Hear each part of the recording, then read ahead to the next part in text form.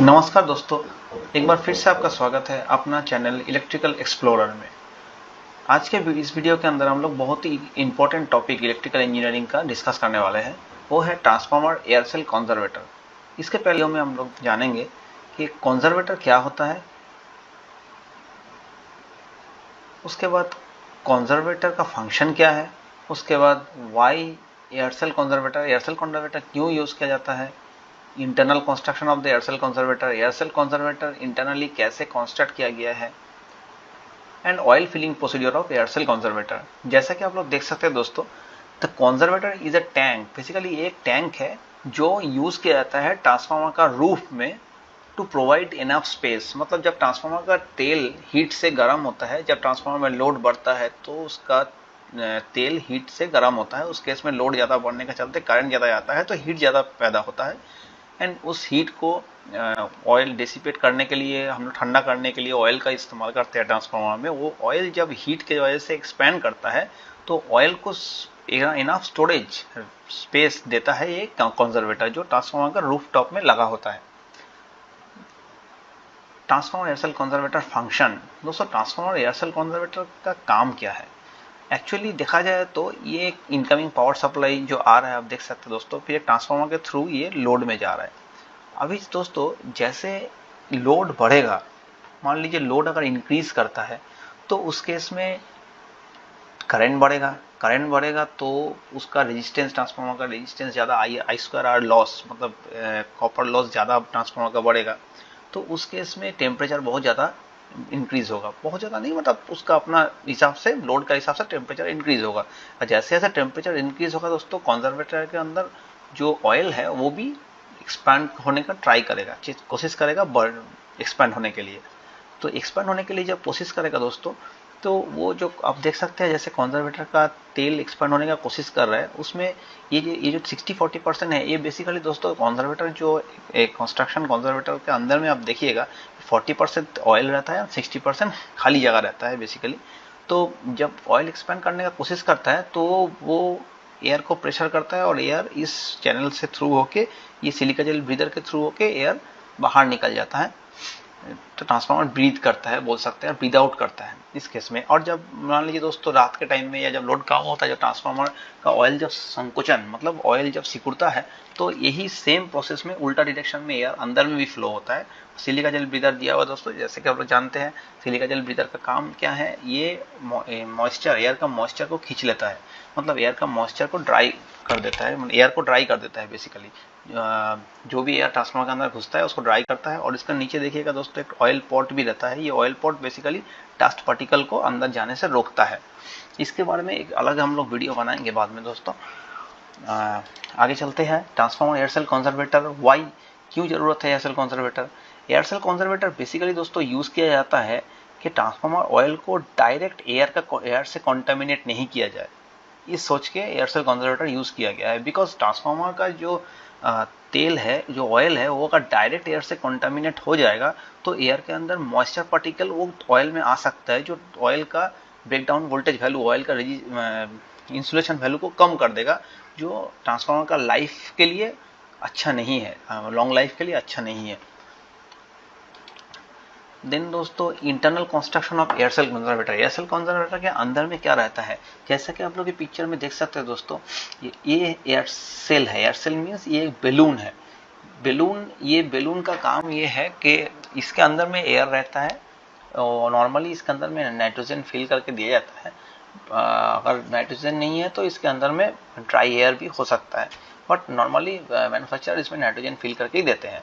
तो ये एक बैलून है जिसका आउटलेट जो है, बोल सकता है इनलेट या आउटलेट, ये ब्रीदर के साथ कनेक्टेड रहता है। इसको ही हम लोग एयर सेल बोलते हैं। और यहाँ पे कॉन्जर्वेटर के ऊपर में 3 एयर वेंट होता है, 1 2 3 एयर वेंट होता है। और उसके बाद इसका जो 40% एरिया है उसमें ऑयल रहता है और 60% एरिया ये आपका बैलून कवर करता है। और इसमें दोस्तों एक मैग्नेटिक ऑयल गेज लगा होता है जो एक फ्लोट स्विच के थ्रू ऑपरेट होता है, जैसे कि आप लोग देख सकते हैं। ये जो मेन इसका टैंक से जो मेन पाइप है, ये मेन पाइप ट्रांसफार्मर में जुड़ा हुआ है, थ्रू इसके बीच में बुकोस रिले के थ्रू ये जुड़ा हुआ रहता है। ये है आपका एयर सेल कॉन्जर्वेटर का, आप बोल सकते हैं, कंस्ट्रक्शन डायग्राम बेसिकली। और यहाँ पे प्लेन ऑयल गेज भी है दोस्तों, यहाँ पे ऑयल गेज है। यहाँ पे एक और गेज रहता है कोई कोई ट्रांसफार्मर में, जिसमें कि ये पता चलता है कि आपका बैलून फूला है कि नहीं फूला है। तो बैलून अगर फूला हुआ नहीं है तो ये गेज में दिखा देगा आपको, इसमें आपका फुल नहीं दिखाएगा गेज। और अगर बैलून फूला हुआ है तो ये गेज आपका फुल दिखाएगा। वो इसके साथ इसका जो फ्लोट है इसके साथ लिंक रहता है। वो यहाँ पे अभी दिखाया हुआ नहीं है, बट कुछ कोई ट्रांसफार्मर में ये रहता है दोस्तों। यहाँ आप देख सकते हैं ये एक 3D डायग्राम है उसी का। अभी दोस्तों एक बहुत ही इंपॉर्टेंट चीज में हम लोग आ गए हैं, वो है procedure of oil filling in air cell conservator. इस चीज को लेके बहुत स्टूडेंट को या बहुत साइट वर्क में जो काम करने वाले लोग हैं, उन लोग को बहुत कंफ्यूजन रहता है बहुत केस में। तो इसमें हम दोस्तों कोशिश किए हैं कि थोड़ा क्लैरिफाई करने के लिए। तो procedure of oil filling of air cell conservator, normal conservator में तो ऑयल फिल बहुत इजी है दोस्तों। उसमें आप ऑयल का VDV टेस्ट कर लीजिए, उसके बाद उसमें ऑयल डालिए नॉर्मल कंजर्वेटर में थ्रू पंप और पाइप, कोई दिक्कत नहीं है। बट एयर सेल कंजर्वेटर में जब हम लोग ऑयल फिल करेंगे या ऑयल टॉपअप करेंगे, उसमें दोस्तों कुछ हम लोग को एक्स्ट्रा प्रिकॉशन बोल सकते हैं या एक्स्ट्रा स्टेप करना पड़ता है। उस स्टेप को आपको हम पिक्चराइजेशन के थ्रू थोड़ा समझाने का कोशिश किया दोस्तों। देखिए आगे, जैसे आप देख सकते हैं दोस्तों, इसमें सिलिका जेल ब्रीदर था पहले। जो ये जो ब्रीदर लाइन है एयर सेल के साथ लगा हुआ, जैसे कि हम लोग कंस्ट्रक्शन में देखे थे, वो सिलिका जेल ब्रीदर लाइन के जगह में हमको 99.99% इनटू प्योर नाइट्रोजन का सिलेंडर हमको लगाना पड़ेगा, जिसके साथ में एक प्रेशर गेज रहेगा। ये प्रेशर गेज का काम है, प्रेशर नाइट्रोजन का प्रेशर जो हम एयर सेल को फुलाने के लिए यूज करते हैं, वो नाइट्रोजन का प्रेशर को देखते रहना। उसके बाद ये एक दोस्तों फिल्टर मशीन है। ये हम फिल्टर मशीन का जो इनलेट जो है, इनलेट वाल्व को ऑयल ड्रम, जो एक ऑयल ड्रम में कनेक्ट कर देंगे ऑयल ड्रम के साथ। ऑयल ड्रम के सेक्शन के लिए डाल देंगे पाइप, क्योंकि जो ऑयल ड्रम मेरा पहले से VDV करके रखा होगा, ऑलमोस्ट जितना मेरा रिक्वायरमेंट है, अगर 50 kV greater than 50 kV requirement है तो 50 kV करके हमको ऑयल रेडी करके रखना पड़ेगा। और ये ऑयल का ये इनलेट के साथ ऑयल ड्रम जुड़ेगा, और ये आउटलेट के साथ दोस्तों ट्रांसफार्मर का टॉप ऑयल फिल्ट्रेशन वाल्व हम लोग लिखे हैं। कोई जगह में दोस्तों बॉटम ऑयल फिल्ट्रेशन वाल्व भी जोड़ते हैं। ऐसा नहीं है कि बॉटम से आप इनलेट नहीं कर सकते, बट हम लोग ऊपर से इसीलिए प्रेफर करते हैं कि ऊपर से इनलेट करने से एक तो जो बबल है, एयर के साथ अगर कोई बबल आता है तो वो जल्दी ऊपर कोई जगह में, मतलब चाहे वो बुकोस का एयर वेंट रिलीज का जगह हो या फिर बॉडी का एयर वेंट रिलीज का जगह हो, वहाँ पे वो ट्रैप हो जाएगा। बाद में जब हम एयर रिलीज करेंगे बहुत जल्दी निकल जाएगा। अगर नीचे से हम तेल डालेंगे तो फिर ये एयर सेटल होकर धीरे धीरे ऊपर जाने में बहुत टाइम लग जाएगा उसके लिए। और ये हम लोग जब एयर रिलीज करेंगे आफ्टर ऑयल फिल्ट्रेशन, तो हो सकता है वो एयर अंदर में कहीं ट्रैप हो जाए, बाद में धीरे धीरे बुकोल्स में जाए और बुकोल्स को अननेसेसरी मेल फंक्शन करवा दे या टिप करवा दे ट्रांसफार्मर को। ओके, तो हम लोग ऊपर टॉप फिल्ट्रेशन वाल्व में इसको जोड़ेंगे। उसके बाद हम लोग क्या करेंगे, ब्रीदर का जो, जैसे आपको बोले, ब्रीदर का पाइप के साथ नाइट्रोजन का सिलेंडर जोड़ देंगे। उसके बाद हम लोग जो हम ऑयल आउटलेट पाइप, जो oil filter machine with transformer oil filtration top valve, जैसे हम लोग बोले वैसे जोड़ेंगे, जो हमें यहाँ पे ऑलरेडी दिखाया हुआ है।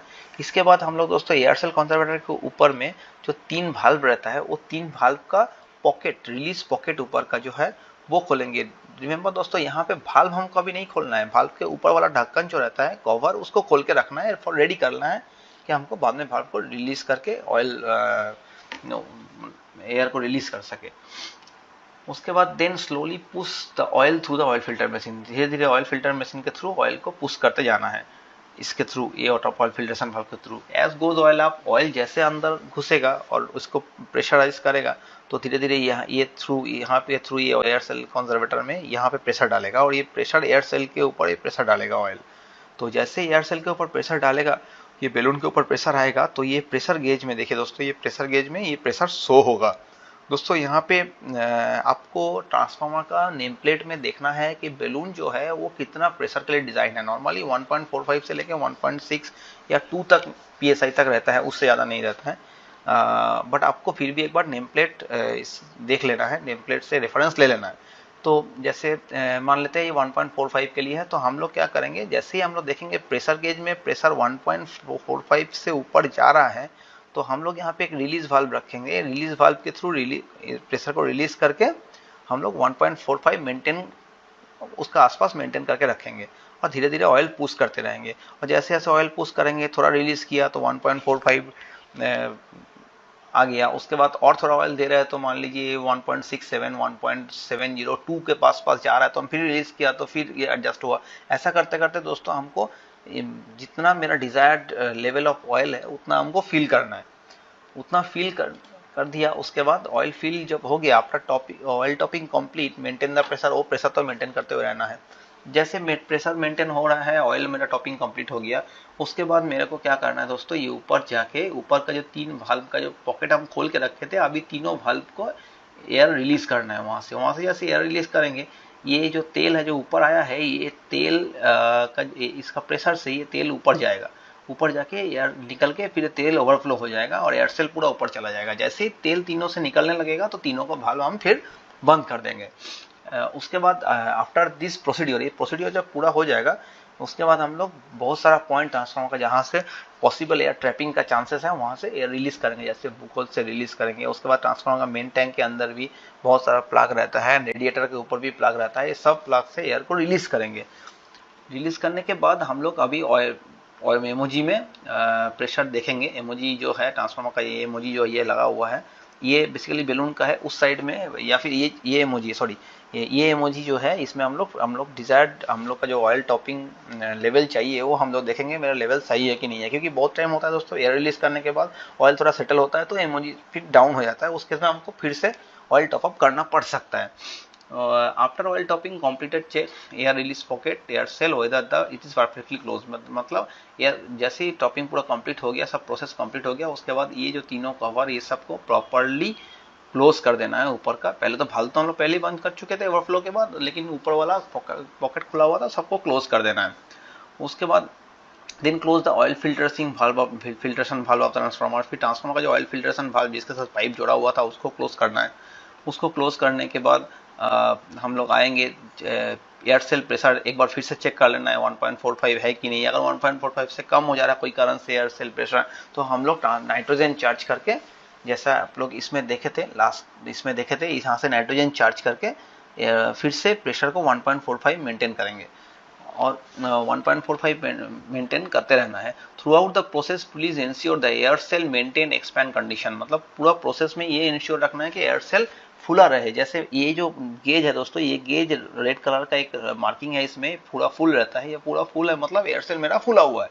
अगर ये पूरा नीचे आ जाता है तो इसका मतलब एयर सेल मेरा सिकुड़ गया है, उस केस में नाइट्रोजन चार्ज करके हमको फिर से एयर सेल को फुलाना है। And throughout the process please ensure the air cell expand condition, we can ensure it by observing air cell। जैसे आपको बोले ये हम लोग इंश्योर कर सकते हैं, ये ऑल्सो ऑब्जर्व करके। एंड एटलीस्ट एकदम ये सब काम हो जाने के बाद हम लोग को नाइट्रोजन का pipe, oil topping pipe from the transformer open कर देना है।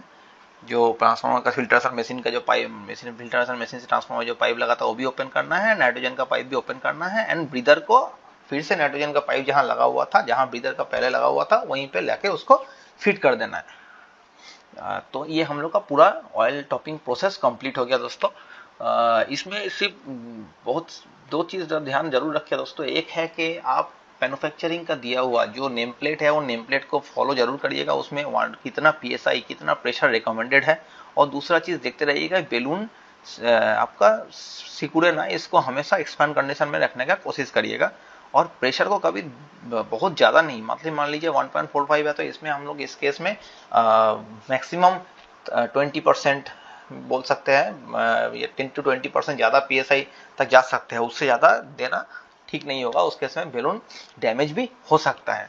तो ये है दोस्तों एयर सेल कंजर्वेटर के बारे में थोड़ा मेरा जितना नॉलेज है वो आपके साथ हम शेयर किए। तो आशा करते हैं कि आपको ये वीडियो अच्छा लगा, और इसमें हम भी काफ़ी, जब आप लोगों को वीडियो बनाते हैं तो हम भी बहुत कुछ सीखते हैं। और दोस्तों आप भी हमको शेयर ये वीडियो को कमेंट करिए इसके ऊपर, अगर आपका भी कुछ नॉलेज है इसके बारे में, कुछ अलग व्यू है तो हमको प्लीज़ बताइए। थैंक यू दोस्तों, प्लीज़ इस वीडियो को लाइक करिए और कमेंट करिए और शेयर करिए, और प्लीज़ सब्सक्राइब करना मत भूलिएगा दोस्तों। ये एक रिक्वेस्ट है आपसे, आपका एक सब्सक्राइब मेरे को मोटिवेशन देता है ऐसा वीडियो बनाने का। आगे और भी बहुत सारा टॉपिक है जिसके बारे में हम वीडियो बनाने के लिए सोचे हैं और ज़रूर बनाएंगे, और आप लोग का साथ चाहिए दोस्तों। प्लीज़ सब्सक्राइब करिए इस चैनल को, लाइक कमेंट और शेयर करना मत भूलिएगा दोस्तों। Thank you very much.